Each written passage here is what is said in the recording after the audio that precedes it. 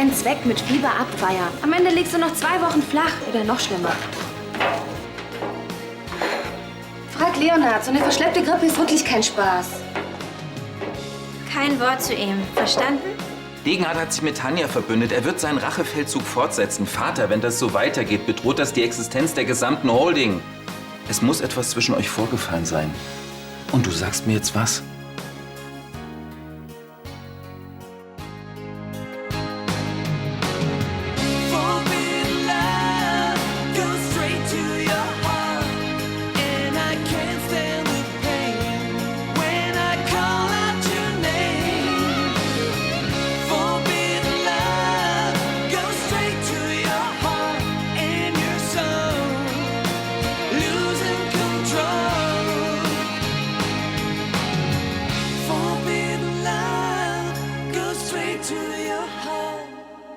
Warum hasst Adrian dich so?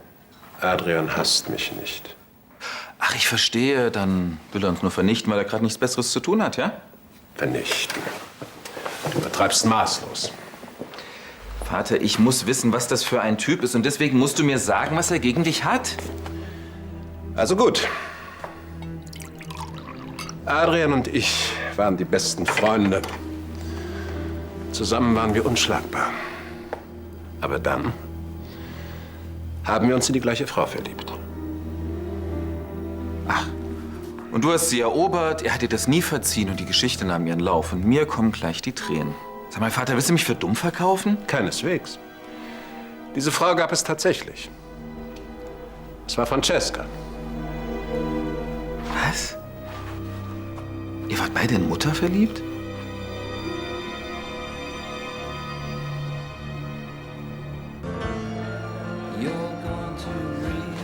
Hey, was ist passiert? Nichts. Bist du dir ganz sicher? Ja, ich bin nur umgeknickt. Einfach so. Einfach so, das kommt schon mal vor. Was ist denn jetzt mit unseren Cocktails? Ja, den hast du dir nach deiner zusätzlichen Stunteinlage auch redlich verdient. Na, dann warte mal, bis ich voll aufdrehe. Was denn? Da kommt noch mehr? Klar. Machst du uns bitte 2 Screwdriver? Oh, du willst es aber wissen heute. Ja, ich brauche was schnell wirkt.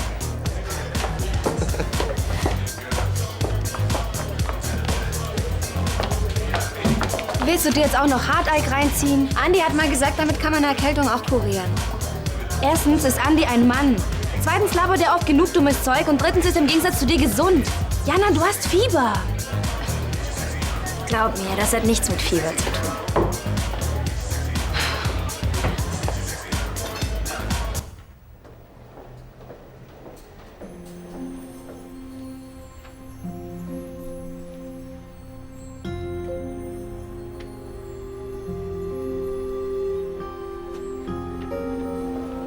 Christian? Ich wollte dich nicht wecken. Hast du aber. Du hältst es wohl ohne mich nicht aus, hm? Das glaube ich auch langsam.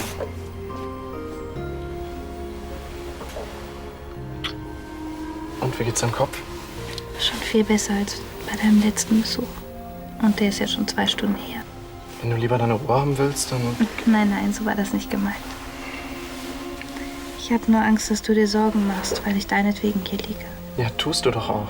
Hätte ich dich nicht zu dem Trip ins Gelände überredet, dann... Ja, und wäre die blöde Schwerkraft nicht gewesen, dann wäre ich nicht gestürzt.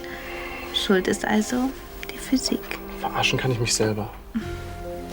Es ist so süß, wenn du dich ärgerst. Deshalb ärgere ich dich auch so gerne. Sehr witzig. Und weißt du was? Ab morgen kann ich dich wieder den ganzen Tag ärgern. Ich komme raus. Aber was mit deiner Generschütterung? Die hat sich ausgeschüttet. Wir waren beide in sie verliebt. Aber Francesca hat sich damals für mich entschieden, wie du ja weißt. Ja.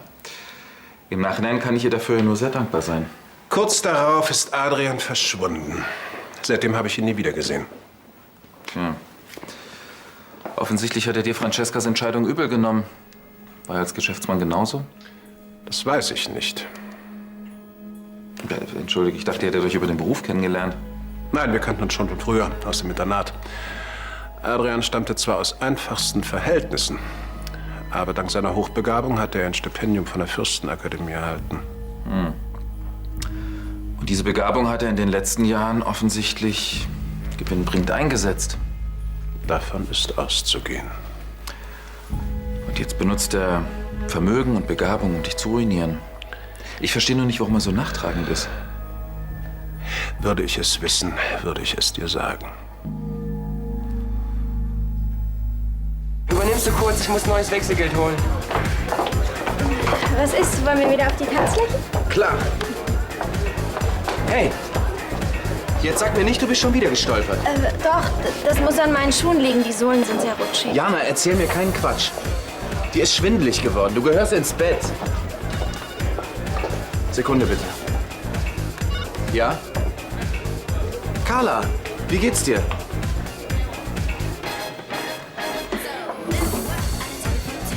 Trink das mal. Gin?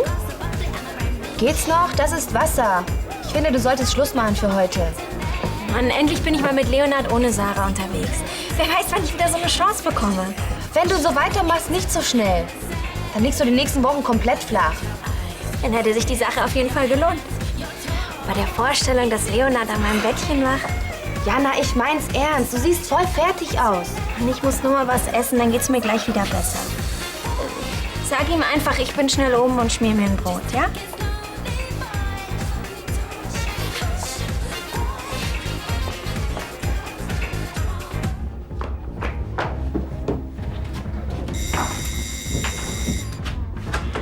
Ja, Ja, ich weiß, dass es schon spät ist, aber kann ich noch reinkommen?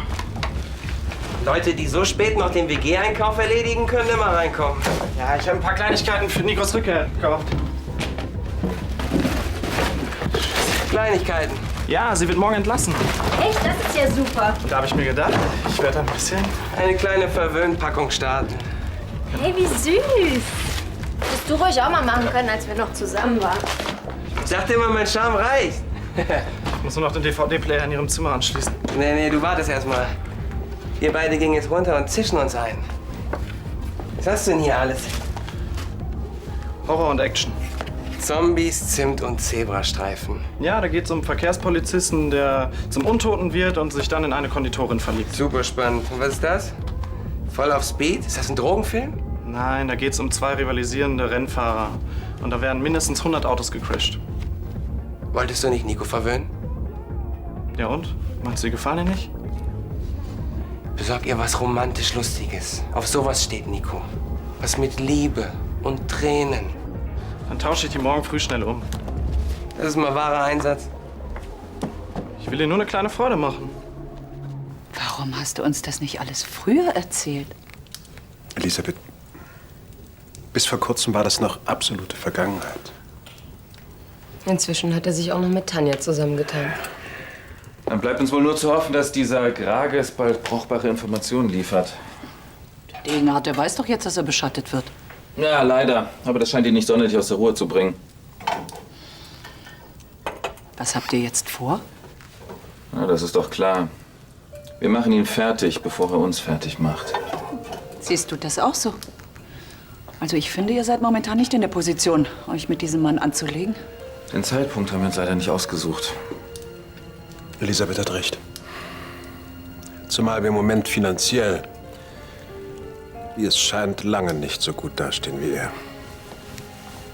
Johannes, du darfst dich nicht von ihm provozieren lassen. Großer Gott, wenn das Ihr Plan ist, wie wir mit dieser Situation umgehen, dann bekomme ich allmählich Angst. Kläre die Geschichte, sprich mit ihm. Schließlich wart ihr mal Freunde. Andi, gibst du mir ein Bier? Bist du schon fertig mit der Überraschung für Nico? Bis auf die DVDs. Danke.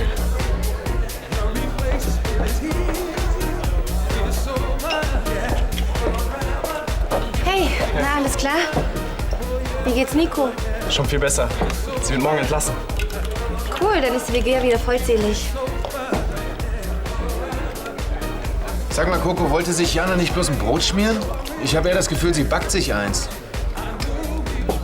Ja, sie war eben schon ziemlich angeschlagen. Ich habe ihr geraten, sich hinzulegen. Ich kann mir nicht vorstellen, dass sie das wirklich gemacht hat. Komm, lass uns besser mal hochgehen. Jana?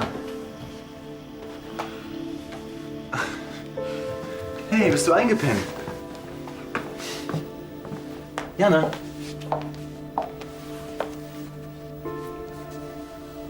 Sie hat Fieber. In so einem Zustand kann man doch nicht Party machen. Sie gehört ins Bett. Vielleicht hat sie gar nicht gemerkt, dass sie Fieber hat. Hey, Leo? ich bin da. Ich bring dich jetzt erstmal ins Bett, okay? Mir tut alles weh. Ja, das wird schon wieder, Kleine. Komm her.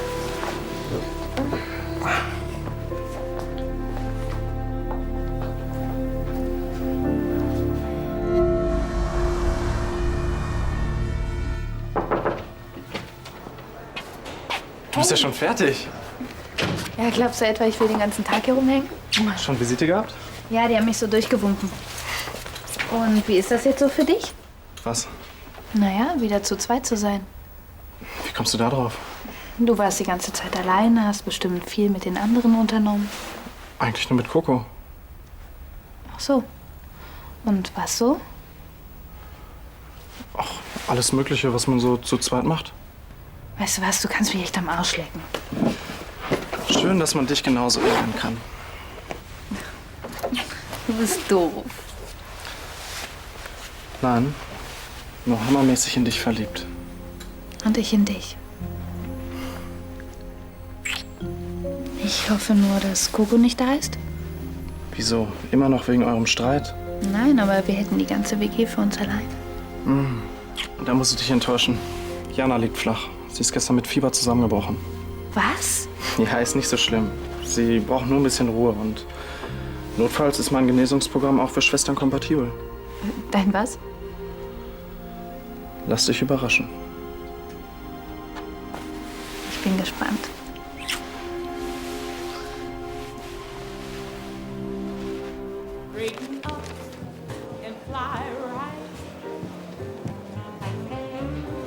Einen wunderschönen guten Morgen. Wenn Sie gestatten? Nein, ich gestatte nicht. Sie haben uns im Hotel eine Nachricht hinterlassen. Worum geht's denn? Diese Nachricht war für Herrn Degenhardt bestimmt und nicht für seine Handlangerin. Es tut mir leid, die kenne ich nicht, aber er hat mich gebeten, mit Ihnen zu sprechen. Das kann er gern tun, aber ich spreche nicht mit Ihnen. Ich soll Ihnen seine besten Grüße ausrichten. Bitte sehr, Ihr Espresso. Danke, Angelo. Angelo, ich hätte gerne Sekunde, ich komme gleich wieder. Wenn ich Herrn Degenhardt etwas ausrichten soll. Ich denke nicht, dass das nötig sein wird. Jana schläft noch. Schlaf tut in so einem Fall auch gut. Ja, Schlaf und ein Arzt. Leonhard ist bei ihr. Und du brauchst jetzt auch mal Ruhe. Oh ja, der Weg vom Krankenhaus hierher, der hat mich total ausgepowert. Hier ist gestern rausgekommen. Die neue Foto heute, woher wusstest du? Ich habe gehört, jeder ernstzunehmende Fotograf liest die. Was du so alles hörst? Frühstück? Das hast du auch gemacht? Das ist erst der Anfang. Vom Ende? Nee, vom totalen Glück. Was ist denn hier schon für ein Betrieb? Hast du mal auf die Uhr geguckt? Nein, das spare ich mir lieber. Na? Wie weit bist du bei Christian gekommen, während ich ausgeschaltet war? Nico, wie oft soll ich dir noch sagen? Das würde Du ich... kannst dir den Mund fusselig reden. Ich würde dir sowieso kein Wort glauben. Schade nur, dass ich nicht ein paar Wochen im Krankenhaus war, was? Quatsch, ich bin froh, dass es dir besser geht. Ja, sicher.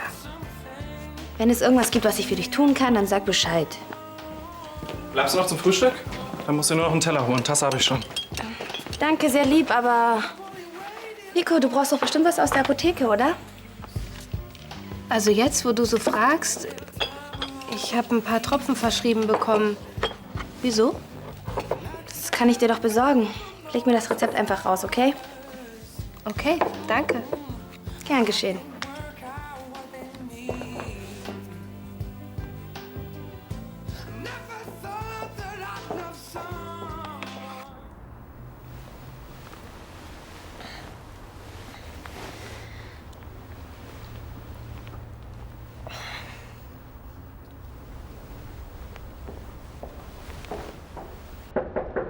Jana? Leonhard? Kann ich reinkommen? Ja. Morgen. Morgen. Ich hol für Nico was aus der Apotheke. Brauchst du auch was? Nico ist wieder da. Wie geht's ihr denn? Sie ist wieder ganz die Alte. Sei so lieb und bring Jana eine Packung Nattofibrol aus der Apotheke mit. Das senkt das Fieber und stärkt das Immunsystem. Klar. Wo gehst du denn hin? Ich gehe mich schnell frisch machen. Bin gleich wieder da. Unglaublich, er hat hier übernachtet. Schade, dass ich davon nichts mitbekommen habe. Du warst sowas von K.O. Er musste dich sogar ins Bett tragen. Echt? Mann, warum verpasse ich immer das Beste? Da haben wir was gemeinsam. Aber das ist doch ein Anfang. Dass wir Typen hinterherlaufen, die nichts von uns wissen wollen? Wenn ich Leonard egal wäre, dann hätte er doch nicht die ganze Nacht hier ausgeharrt. Er hat sich wirklich Sorgen um dich gemacht. Vielleicht ist er schon über Sarah hinweg. Und vielleicht fängt er jetzt an, sich in mich zu verlieben. Ganz bestimmt sogar, Jana. Ganz bestimmt sogar, Jana. Danke, du kannst einen echt aufbauen. Das Blöde ist nur, ich muss Sarah weiterhin anlügen. Sie hat doch selbst zu Leonard gesagt, dass sie nichts von seinen Frauengeschichten wissen will. Ja. Hoffentlich bin ich bald mehr für ihn als nur eine Frauengeschichte. Okay, welche DVD ziehen wir uns zuerst rein? Du hast die Wahl.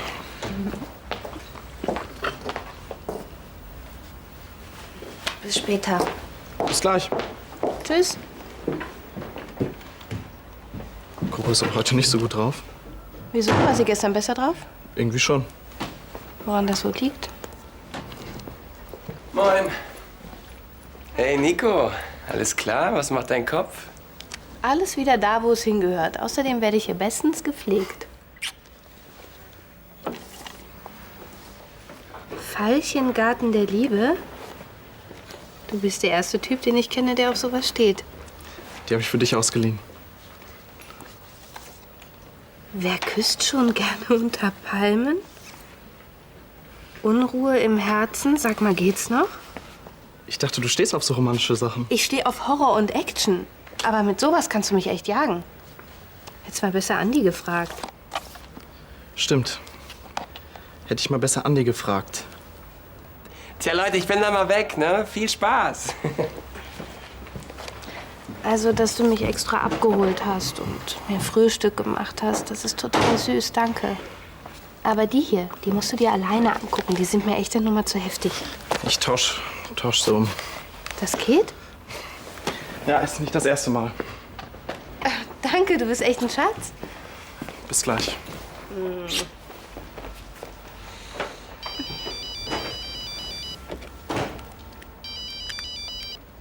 Hallo, Herr Schumann. Ja, mir geht's schon wieder viel besser. Ich bin gerade entlassen worden. Arne Burger eröffnet seine Ausstellung selbst? Mhm. Yeah, that's correct.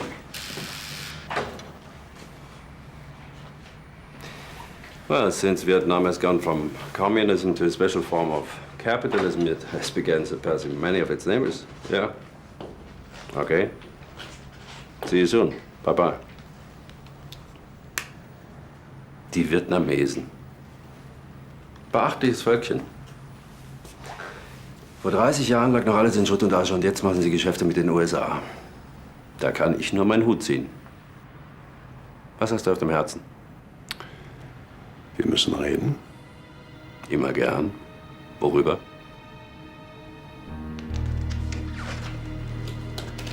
Du arbeitest mit Frau von Anstetten zusammen. So direkt? Das passt gar nicht zu dir. Ich weiß, dass du eine andere Sprache nicht verstehst. Also? Also was? Was willst du von ihr? Soll sie deine schmutzige Arbeit für dich erledigen? Ganz genau. Sie erledigt hier all meine Widersacher, damit ich meine weiße Weste behalte.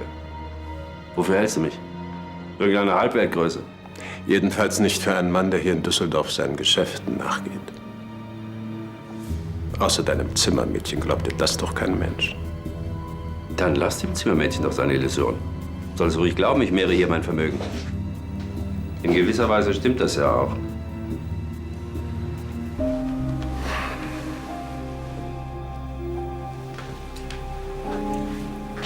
Mach's dir ruhig gemütlich. Fühl dich ganz wie bei dir zu Hause. Ich Ich gehe nicht eher hier weg, bis ich weiß, was du wirklich willst. Ich tue alles, was Sie sagen, Herr Doktor. Das will ich auch schwer hoffen. Hi Jana, Nico hat mich reingelassen. Leonard. Jana ist krank. Ich habe gedacht, ich schaue einfach mal vorbei. Er hat mir Erkältungstee gemacht. Du bist erkältet? Das tut mir leid, ist sehr schlimm. Das wird schon wieder. Und du, bist du nur einfach so vorbeigekommen? Ich wollte dir einen Glücksbringer vorbeibringen. Wie du siehst, kann ich den gut gebrauchen, danke. Scheint mir auch so. Obwohl der eigentlich für deine Prüfung gedacht war. Tja, die muss ich leider verschieben. Ja, stimmt, genau. Und wenn dein Fieber bis heute Abend nicht runtergegangen ist, dann ruf mich an, okay? Also, ihr beiden, ich muss dann mal wieder. Tschüss. Tschüss. Was war das denn gerade? Wieso? Was denn? Warum hat das auf einmal so eilig? Keine Ahnung. Vielleicht musste er ins Krankenhaus. Hey, ich bin wieder da. Was hältst du von Bleifuß 3? Jetzt wird durchgetreten. Nico?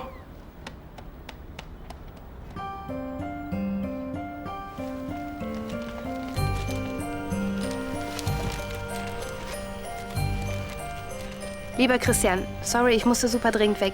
Kuss, bis später. Deine Nico. Von mir aus können wir das Spielchen so lange treiben, bis einem von uns beiden die Augen tränen. Ich möchte einfach nur wissen, warum du dich so verhältst. Wie ich dich kenne, hast du dir bestimmt schon deine Gedanken darüber gemacht. Und wie ich dich kenne, kannst du es kaum erwarten, sie zu hören. Von meinen früheren Freunden warst du immer derjenige, der mich am besten kannte. Das ist lange her. Du hast dich seitdem verändert. Im Gegensatz zu dir. Aber zwei Wesensmerkmale haben sich eher noch verstärkt in all den Jahren. Deine Arroganz und deine Eitelkeit. Ich habe allen Grund dazu. Wenn ich gläubig wäre, hätte ich nur noch Gott über mir. Aber du kennst mich. Deswegen bist du also hier. Wegen deines verletzten Größenwahns. Geht das auch etwas genauer? Du bist einfach nicht darüber hinweggekommen, dass Francesca damals nicht dich, sondern mich geheiratet hat. So. Meinst du? Und dafür willst du dich bei mir rächen. Dass du das Thema ansprichst, zeigt mir, dass du damit noch nicht abgeschlossen hast. Wie kommst du darauf? Immerhin hat sich Francesca damals für mich entschieden. Francesca hat dich einzig und allein wegen deines Geldes geheiratet. Aus keinem anderen Grund.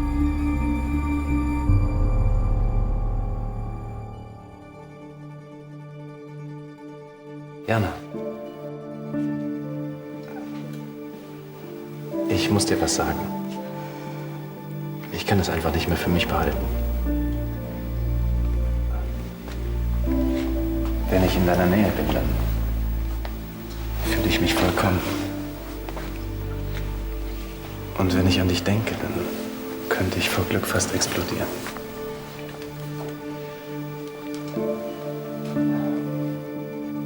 Ich liebe dich, Jana.